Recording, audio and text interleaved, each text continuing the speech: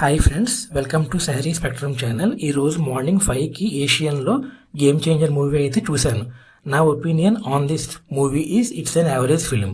పెద్ద heroes movies చాలా మటుకు టెంప్లెట్ బేస్డ్ మూవీసే ఉంటాయి. నేను కూడా ఆ మైండ్ సెట్తోనే ఉన్నాను ట్రైలర్ చూసిన తర్వాత నుంచి. సో ప్లస్ పాయింట్స్ వచ్చేసి రామ్ చరణ్ పర్ఫార్మెన్స్ చాలా బాగా చేశారు and he did is best actually after Rangasthalam. Thaman music and BGM, Thaman అన్న మ్యూజిక్ అయితే భలే కొట్టాడు అండ్ బీజిఎం కూడా చాలా బాగుంది.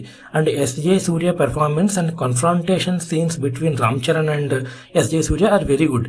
అండ్ మైనస్ పాయింట్స్ వచ్చేసి స్టోరీ అయితే it is very predictable and Appanna క్యారెక్టర్ని కొంచెం ఎక్కువసేపు పెట్టుంటే చాలా బాగుంటుంది నా ఒపీనియన్.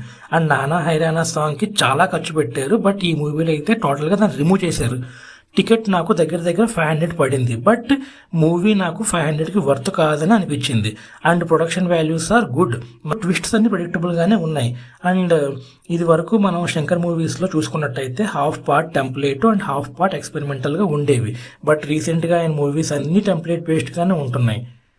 తెలుగు డైరెక్టర్స్ తమిళ హీరోస్కి అయితే చాలా మంచి హిట్స్ అయితే ఇచ్చారు. Example sir, lucky Bhaskar. But Tamil directors అయితే మన తెలుగు హీరోస్కి అన్ని రాడ్ మూవీస్ ఇచ్చారు. అండ్ ఫ్యామిలీతో చూడొచ్చా అంటే చూడొచ్చు, బట్ నా సజెషన్ ఏంటంటే టికెట్ ప్రైజెస్ హైక్ తగ్గాక వెళ్ళటం చాలా బెటర్.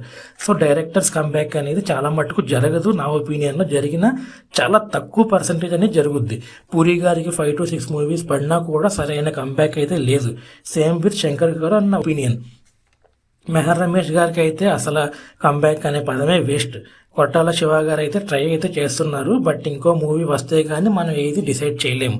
సో ఈ నా రివ్యూ కనుక మీకు నచ్చినట్టయితే లైక్ చేయండి, షేర్ చేయండి. అండ్ మీరు ఈ మూవీని చూసినట్టయితే మనకి కామెంట్ చేయండి అండ్ మన ఛానల్ సబ్స్క్రైబ్ అయితే చేసుకోండి. Thank you.